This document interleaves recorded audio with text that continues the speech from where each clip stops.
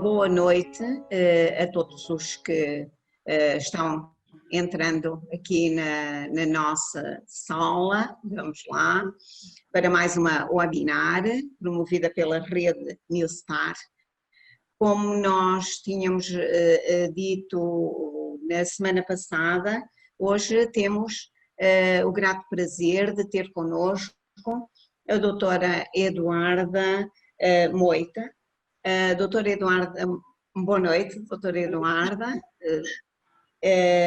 Vou fazer aqui uma apresentação sucinta. A doutora Eduarda Moita fez a sua formação académica na Faculdade de Farmácia da Universidade do Porto, fez não só a licenciatura, mas também o mestrado integrado e o doutoramento.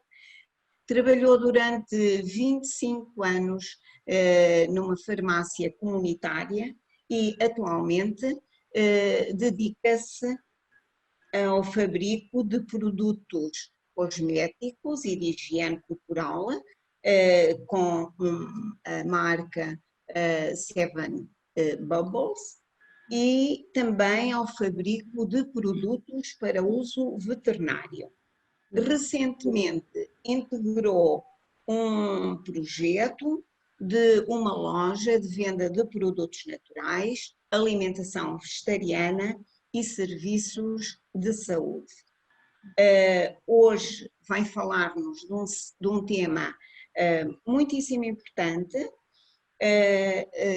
que tem por base as interações, não as interações medicamentosas, que todos, quando leem as bulas dos medicamentos, veem lá escritas e que tantas vezes causam apreensão às pessoas, mas as interações entre as plantas e os medicamentos. É importante nós conhecermos as plantas. É importante conhecermos os seus efeitos terapêuticos. Há pessoas que sabem muito, possivelmente a doutora Eduarda Moita é uma delas, mas é importante também saber as interações que as plantas podem ter com determinados medicamentos. Penso que também é o objetivo desta sessão desmistificar um pouco que tudo que é natural, tudo que é vegetal é bom e é saudável. Sem mais delongas, eu vou dar a palavra à doutora Eduarda Moita. Muito obrigada pela apresentação, é um gosto e agradeço o convite da rede para estar aqui presente. De facto, as plantas é uma área que eu gosto muito. Não sei muito porque, digamos, é uma área muito vasta, não é? Vamos sabendo à medida também que nos vamos cruzando com certas situações que nos aparecem do dia a dia.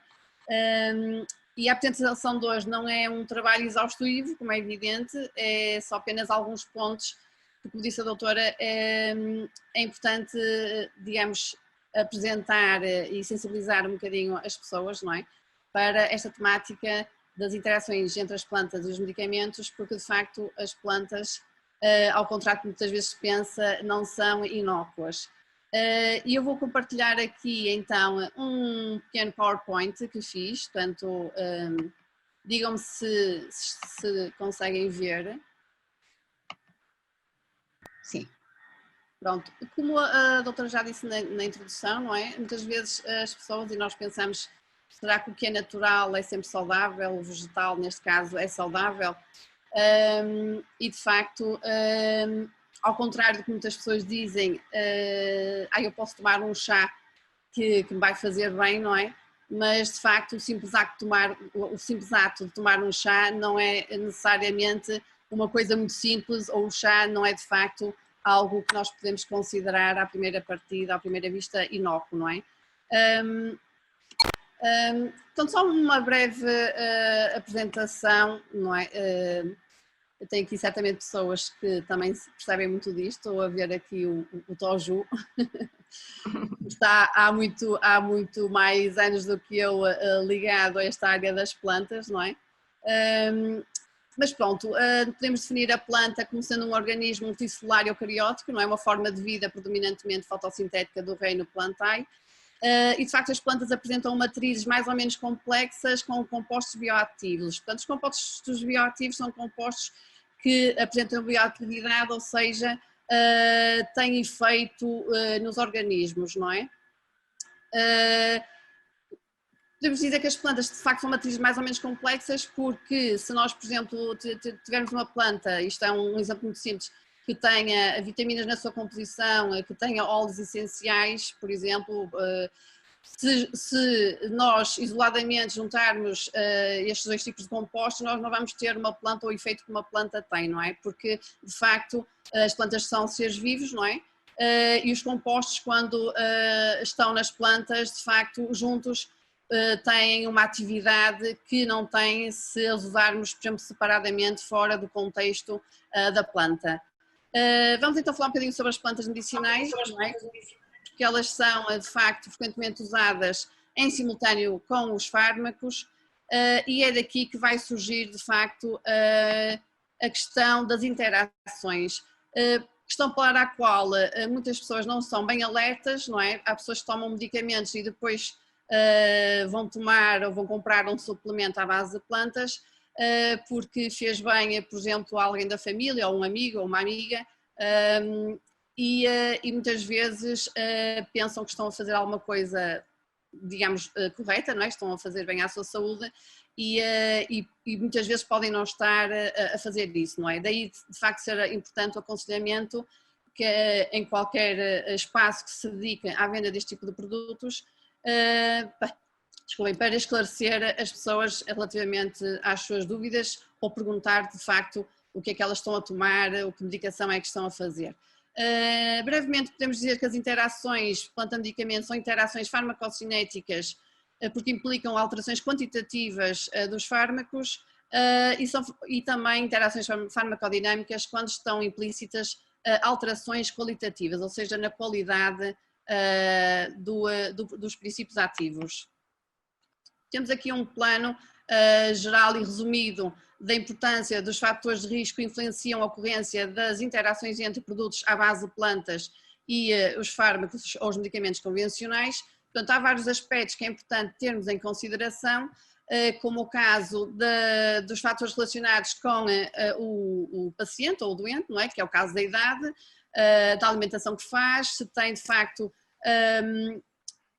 alguma questão clínica, algum estado clínico pré-existente, se tem alguma doença, por exemplo, a questão do polimorfismo genético. Nós sabemos que os receptores podem ter variações polimórficas de pessoa para pessoa e também se há algum mau funcionamento nos órgãos excretores, nomeadamente os rins do nosso organismo, não é? E também se o doente ou o paciente se é polimedicado.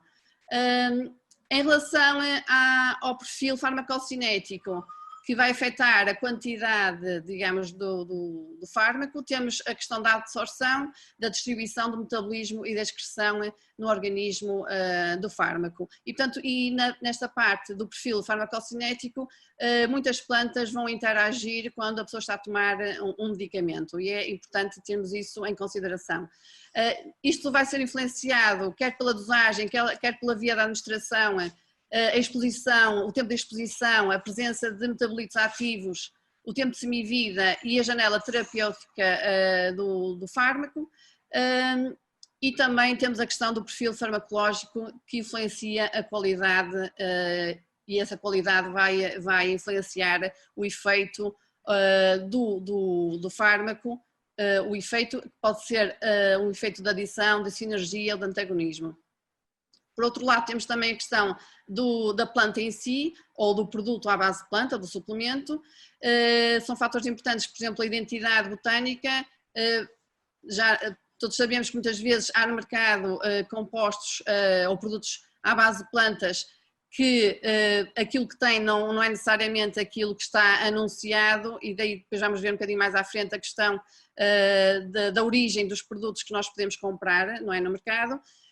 Portanto, também a composição química, se existe ou não adulteração de plantas, não é, no próprio composto, seja ele um suplemento, seja ele um chá, o que quer que seja, a forma como essa planta foi extraída, a standardização da planta e o seu armazenamento também é importante, não é?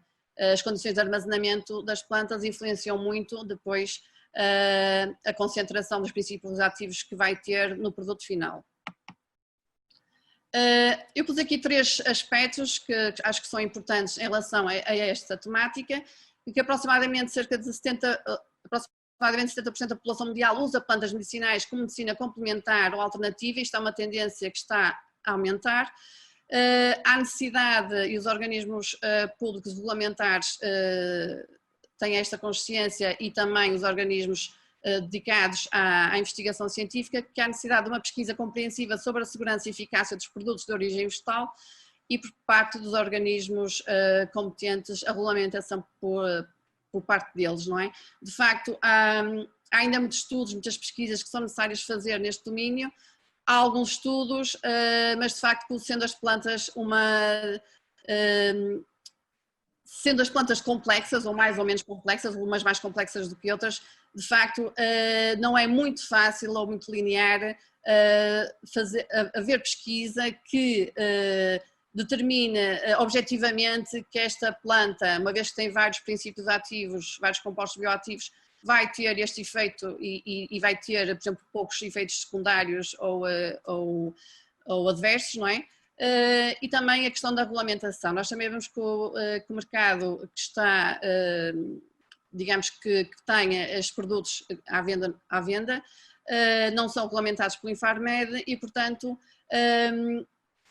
não há, digamos, uma regulamentação tão eficaz atualmente, ou leis tão eficazes que possam, digamos, proteger quer os interesses do utente que consome estes produtos, quer de facto também as próprias pessoas que comercializam estes produtos. Temos outro aspecto, é que o consumidor muitas vezes tem relutância em informar o profissional de saúde, nomeadamente o médico ou o seu farmacêutico, o que é que está a tomar. Muitas vezes, não sei se além da doutora há mais algum médico aqui presente, o utente vai à consulta, está a tomar os medicamentos prescritos, mas não vai dizer ao médico: oh, eu comprei um produto para o meu problema hepático ou para a minha tensão arterial, um produto à base de plantas. De facto, eles têm relutância em dizer o que é que estão a tomar, e muitas vezes também compete ao médico em si, não é? Quem está a assistir ao utente, procurar saber, além do que ele está a tomar, do que foi prescrito, se está a tomar mais alguma coisa além disso. Depois também temos a questão de que muitas vezes o próprio consumidor compra medicamentos não sujeitos à receita médica, que estão à venda e acessíveis em qualquer ou quase todas as superfícies comerciais, e portanto pode haver e pode surgir esta questão de interação planta-medicamento, que o utente pode, ou o consumidor pode não estar bem alerta sobre isso. Os riscos que vimos naquele esquema geral associados às plantas e aos produtos à base das plantas, não é? Temos aqui também estes aspectos, por exemplo, haver uma identificação errada sem associar aos nomes em latim, por exemplo, quer que seja na recolha ou quer que seja na comercialização, às vezes na recolha, dependendo de facto onde as plantas são colhidas, e se a empresa em si é uma empresa fidedigna e digamos honesta, se vai de facto não haver erros na recolha digamos, da planta que quer comercializar, ou se a vai identificar de forma errada, não é? E vendê-la com um nome que não tem a ver com o que a planta de facto é. Depois temos a questão da contaminação com substâncias tóxicas, dependendo de facto onde as plantas são colhidas, portanto cultivadas e colhidas, pode haver estas questões: a presença de metais pesados, de hidrocarbonetos aromáticos policíclicos, as dioxinas, além das toxinas naturais próprias da planta, e micro-organismos que possam estar presentes. Em relação às toxinas naturais, por exemplo, estava-me a lembrar que há uma série de plantas silvestres, por exemplo a soagem viperina, que têm alcaloides pirrolizidínicos. E eu sei, porque vivo aqui no campo, que há muitas pessoas que na altura da floração da planta recolhem as flores, porque elas, digamos, têm bom gosto, não é? São plantas, é uma planta bastante melífera, e usam nas saladas, não é?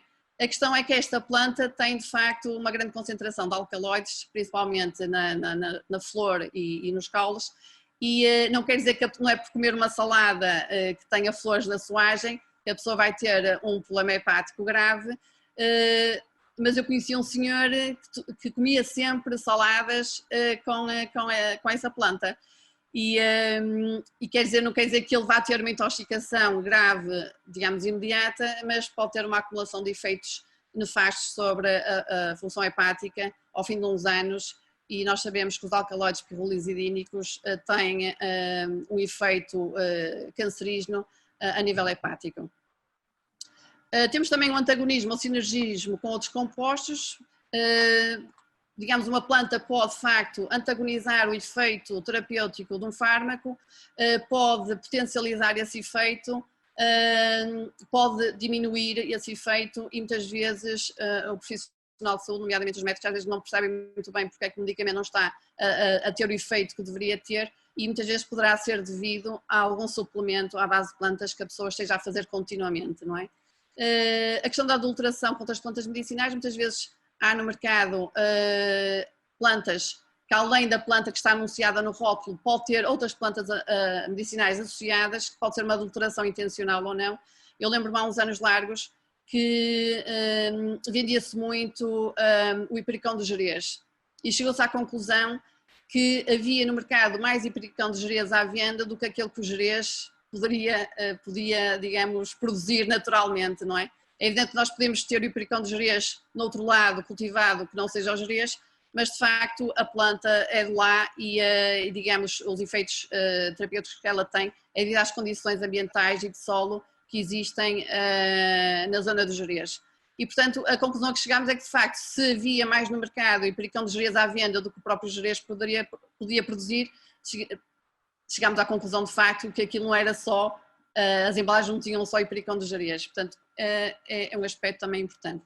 E depois lá está, como já falei, a toxicidade intrínseca devido à presença de toxinas naturais das plantas e que é necessário termos essa noção. Eu achei por bem pôr aqui alguns exemplos práticos e associar alguns nomes comerciais aos princípios ativos, porque muitas vezes as pessoas vão mais ou fixam melhor o nome comercial em vez do princípio ativo, embora já haja muitos genéricos em que não têm um nome de marca, digamos assim, mas têm um nome do princípio ativo nas próprias embalagens. E então, um dos exemplos que eu trago aqui é o hipericão, ou erva também de São João, assim também é designado, que é o Hiperico perfuratum. Não podemos confundir com o hipericão de Jerez, que o nome científico do hipericão de Jerez não é este, é outro, e tem um efeito diferente deste hipericão. E então o hipericão, ou erva de São João, é usada na depressão leve a moderada devido às pericinas e hiperforina que contém. É evidente que o hipericão, e há vários estudos sobre esta planta muito interessantes, tem interação com uma certa classe de medicamentos, de fármacos, um dos quais são os inibidores seletivos da recaptação da serotonina. Temos o caso da fluoxetina, lá está, e pus aqui dois nomes comerciais, o Nolvadepo e o Prozac, a paroxetina, que há o seroxato, paxetil, haverá outros, não é? A fluvoxamina, que é o caso do Mirox, o citalopram, o escitalopram, o caso do Cipralex, a sertralina, o caso do Zoloft. É evidente que uma pessoa pode perguntar: se eu estou a tomar um antidepressivo, não posso tomar um chá de hipericão? A questão que vemos em relação aos riscos da interação da planta-medicamento também tem a ver com a quantidade e a durabilidade, ou durante quanto tempo nós vamos fazer um suplemento ou vamos fazer um chá.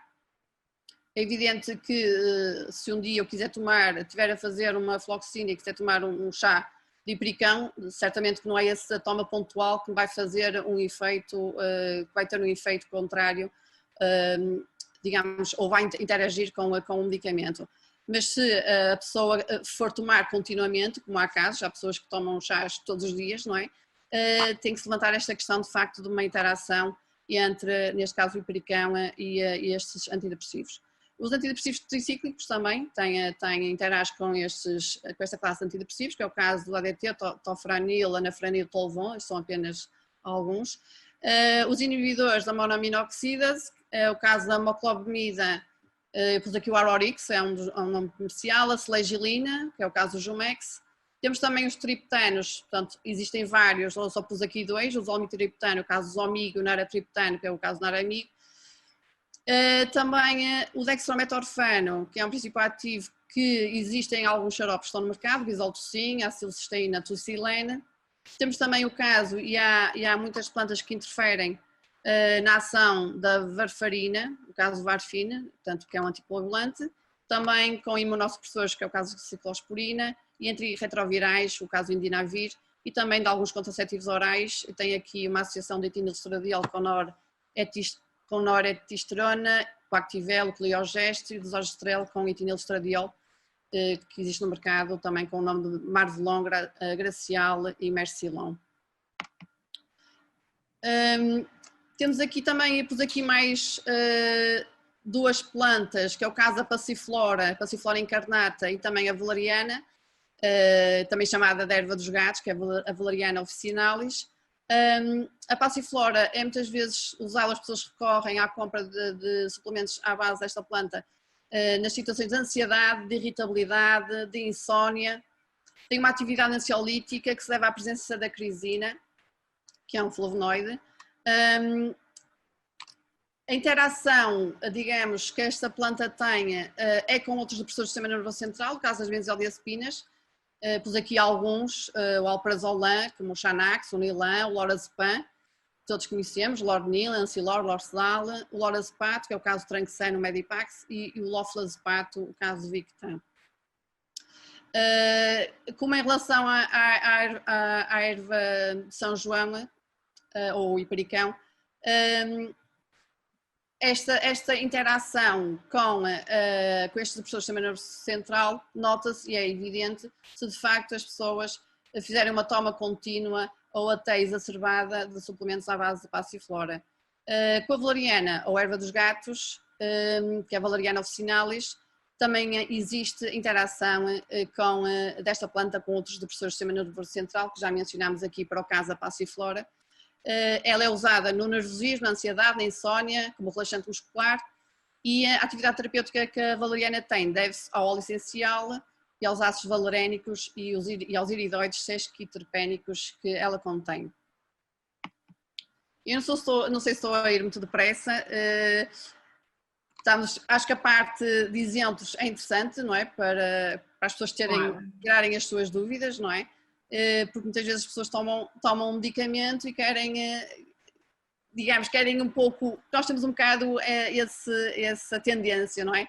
Sermos médicos nós próprios e muitas vezes, além do que estamos a tomar, e queremos ir um pouco mais além e às vezes queremos recuperar mais rapidamente do que estamos a recuperar e então recorremos muitas vezes a estes suplementos ou a estas plantas e muitas vezes não conhecemos bem as possíveis interações que podem existir.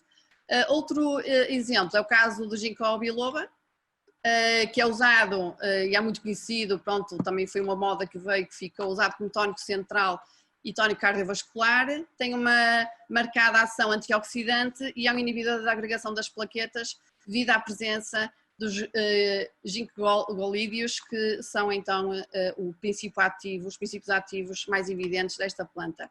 Ela interfere com o anticoagulante, o caso da varfarina, com a varfina, que está no mercado, e também com antiagregantes plaquetários do ácido salicílico, o caso da aspirina GR, e o clopidogrel, o caso, por exemplo, do Plavix. Portanto, são nomes comerciais que muitos de nós conhecemos, não é?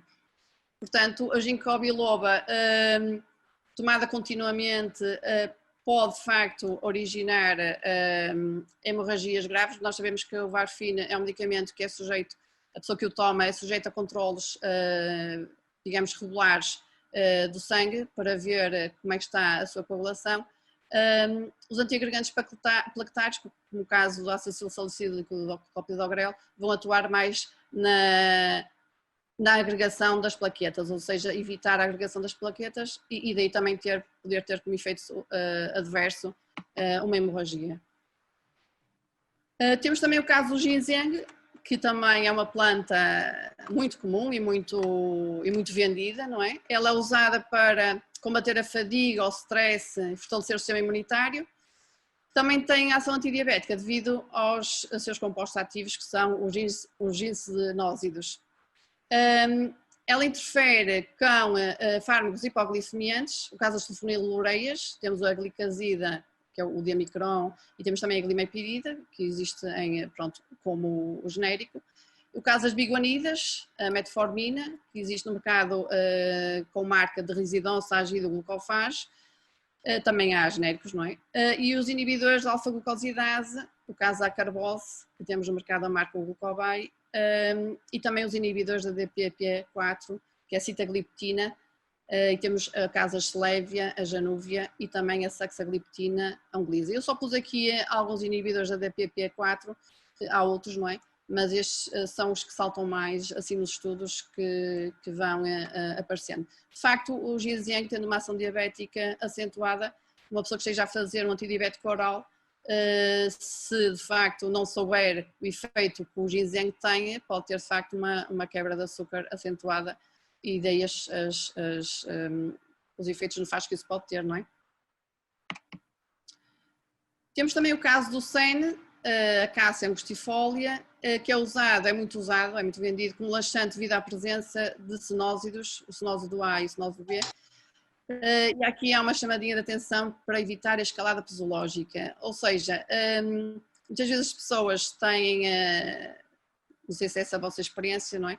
Mas muitas vezes as pessoas queixam-se de que têm obstrução intestinal, que não conseguem ir à casa de banho, não é? Com popularidade, e então querem um laxante. O sene é um laxante de contacto, ele atua por irritação da mucosa intestinal e de facto ocorre uma expulsão maciça das fezes. E depois o que é que acontece? As pessoas estão 2 ou 3 dias sem irem à casa de banho e pensam que estão outra vez com prisão de ventre, e então voltam a tomar o sene. Isto depois causa uma habituação e há a tal escalada posológica que as pessoas vão sempre cada vez mais tomando, querem comprimidos, querem chá, ou que seja, esta planta. E de facto isto é um problema que existe e que de facto temos que ter esta atenção. O sene interfere com a varfarina também, varfine, e também com os digitálicos, o caso da digoxina, temos no mercado o Lanoxin, o Lanoxin MD. Temos também a equinácea purpúrea, há outras equináceas, mas esta de facto é muito vendida para o fortalecimento do sistema imunitário, situações de tosse, resfriado, de gripe, de bronquite, de infecções urinárias. É uma planta que, digamos, se for tomada nas doses, não é, e na recomendação que o produtor tem na embalagem e que é indicado ao balcão, não é uma planta que tenha grandes interferências. Muitas vezes acontece que as pessoas querem tomar mais do que aquilo que vem indicado e de facto a equinácea pode interferir com a cafeína. Temos o caso do medicamento que é o NCAF, das estatinas, como a lovastatina, e também de antibacterianos. Temos o caso dos macrólidos, como a claritromicina, que no mercado estão com marca Clacidol-D, embora também há em genérico. E também temos antiarrítmicos, que é o caso do Eltiazem. Temos o DTM, o Diltianap 300, o Herbecer SR. E também interfere com as benzodiazepinas. Temos aqui o caso do Triazolam, que tem o nome de mercado Alcion. Portanto, a equinácea de facto é uma boa planta para reforçar o sistema imunitário, mas de facto o utente tem que saber que medicamento é que está a fazer e se aquilo que vai tomar não vai interferir com a sua medicação e com os efeitos terapêuticos desejados para a prescrição que lhe foi dada pelo médico. E eu acho que é importante nós conhecermos um bocadinho mais sobre as plantas, porque há de facto um grande desconhecimento sobre elas. As plantas são importantes porque têm efeitos terapêuticos importantes, mas de facto há que ter cuidado quando nós estamos a tomar um medicamento ou mais que um medicamento e queremos também fazer um suplemento à base de plantas, e de facto é importante nós conhecermos estas interações. Qual é o conselho que a doutora Eduarda dá,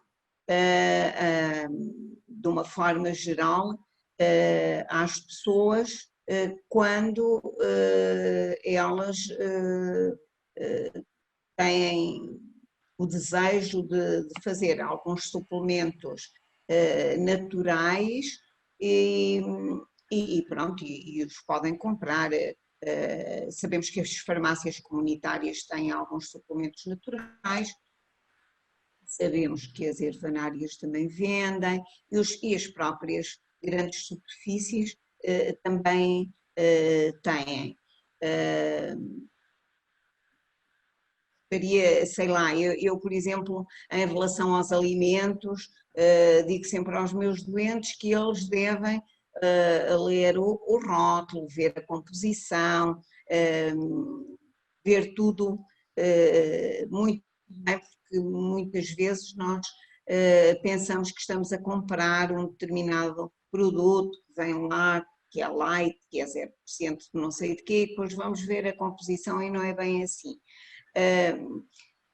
Em relação a estes suplementos, nomeadamente aos chás, que conselho, assim de uma forma generalista, daria às pessoas que nos estão a acompanhar hoje? Em relação aos chás, pronto, tem que de facto saber o que é que a pessoa está a tomar, que chá é que pretende e porque é que quer comprar aquele chá e de facto se está indicado para ela ou não. Uma pessoa que não tenha nenhuma patologia pode fazer um chá, por exemplo, uma pessoa que não tem nenhuma patologia, mas que naquela semana anda a dormir mal, não consegue descansar, pode fazer um suplemento à base de planta, uma valeriana, uma passiflora, pode fazer um chá para poder descansar à noite, não é? É evidente que tem que se ver se isso faz efeito ou não, e se realmente aquilo que ela nos está a relatar é de facto a realidade dela, ou se não há uma situação mais grave do que ela nos está a contar e precisará de um aconselhamento médico a outro nível, não é? Para o que ela pode tomar. Por exemplo, uma pessoa que faça uma benzodiazepina com um tempo de semivida curto, por exemplo, de 1h30, eu não vejo problema nenhum, também depende a que horas é que a pessoa toma, não é? Não vejo problema nenhum se a pessoa quiser tomar um chá de camomila ou um suplemento à base de camomila, não é? A questão dos suplementos, muitas vezes as pessoas perguntam durante quanto tempo é que eu posso tomar, ou posso tomar isto sempre, não é? De uma forma contínua, não é? A própria palavra suplemento restringe-se ao facto de que aquilo que a pessoa vai tomar é para suplementar ou para cobrir uma carência, digamos, que supostamente tem que ser pontual, não é? Se é um suplemento, aquilo terá que ser pontual.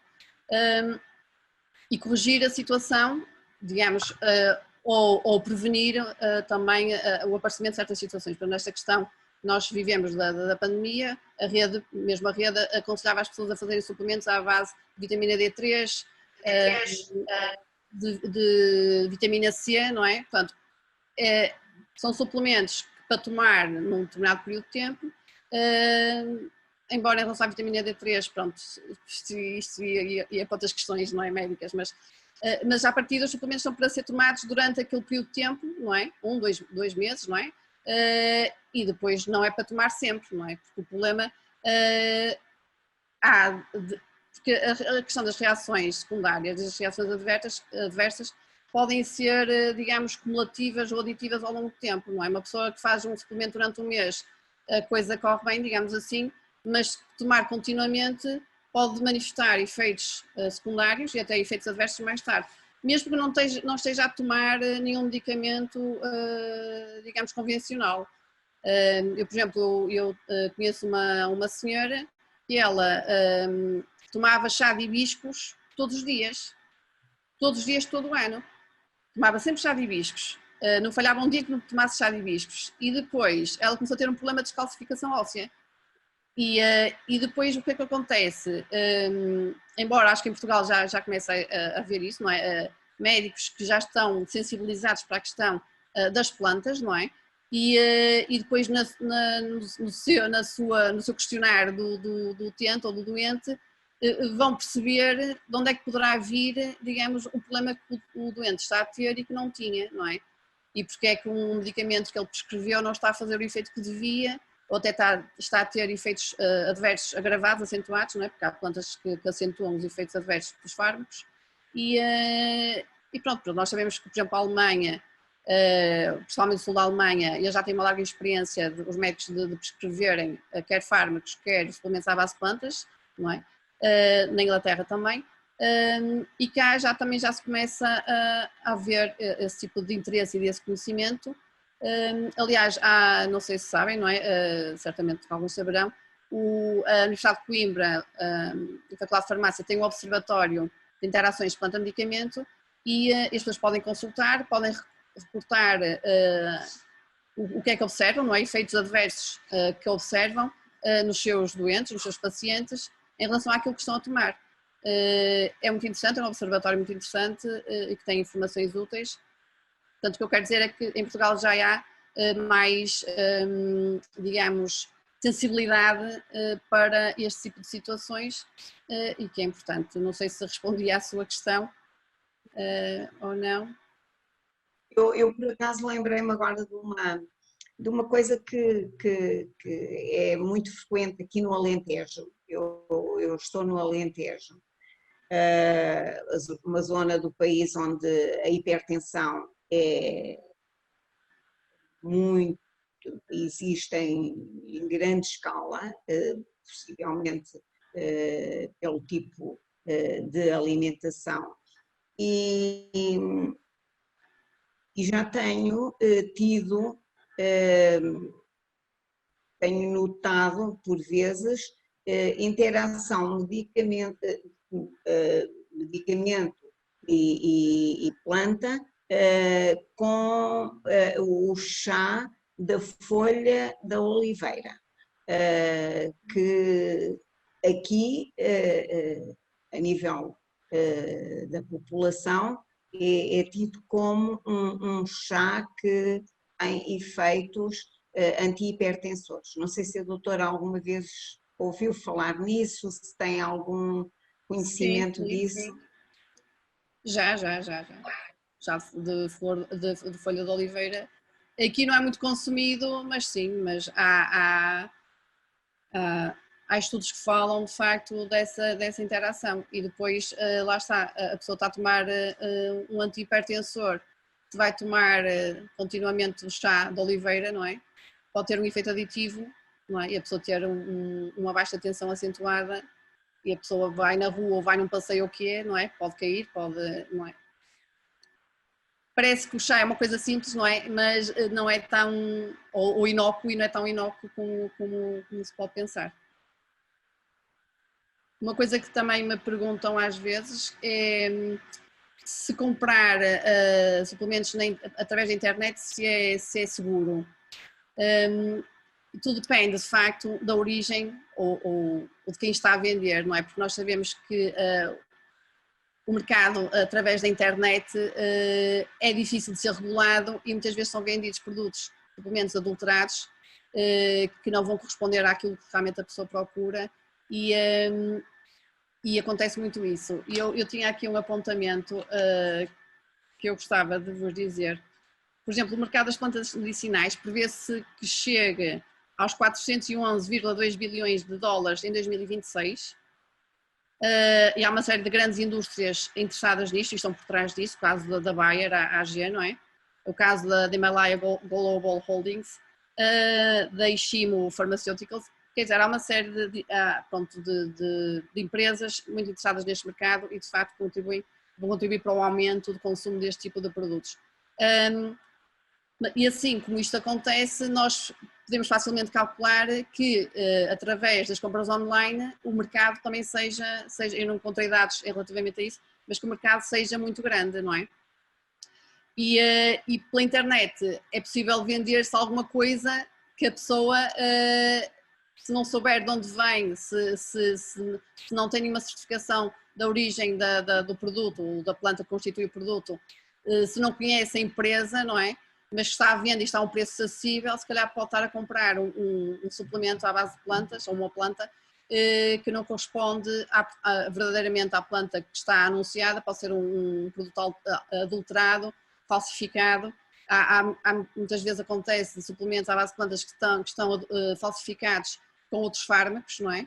Inclusive a benzodiazepinas, não é? E a pessoa está a tomar, por exemplo, um chá de valeriana e se calhar além da valeriana, eu não digo chá, um suplemento, digamos assim, e além disso está a tomar uma benzodiazepina também.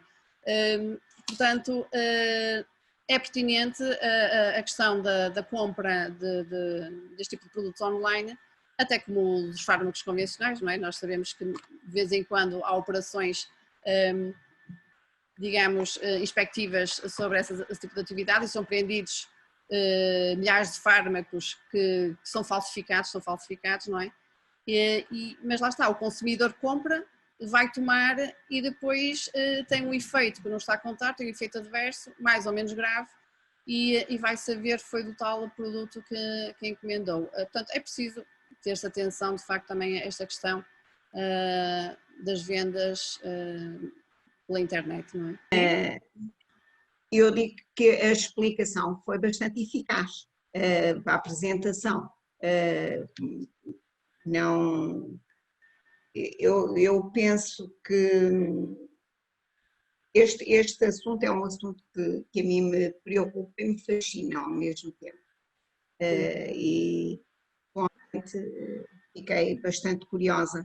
E se aqui estão no público alguns utentes, tentem sempre realmente falar com o vosso médico, porque é sempre melhor saberem, o médico saber realmente o que é que a pessoa está a tomar, do que correr riscos desnecessários. Eu faço um apelo nesse sentido, se bem que penso que com os meus utentes não tenho grandes problemas nesse sentido.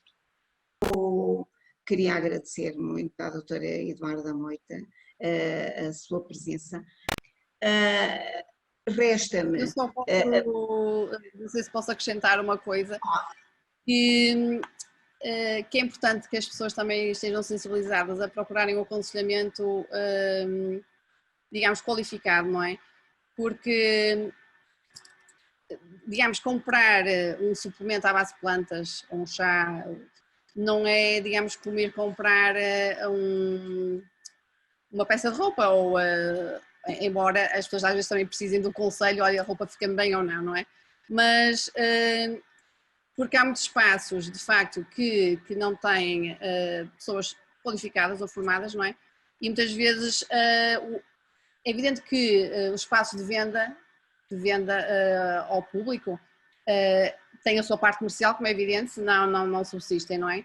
Mas há espaços em que, de facto, a questão comercial está em primeiro lugar e a saúde dos utentes em segundo, e, de facto, é importante que as pessoas sejam sensibilizadas para procurarem um aconselhamento qualificado ao balcão do espaço de saúde a que se dirijam, para realmente serem informadas sobre aquilo que querem tomar ou pretendem tomar, ou um aconselhamento sobre o que podem tomar, conjuntamente ou não com os medicamentos que estão a tomar.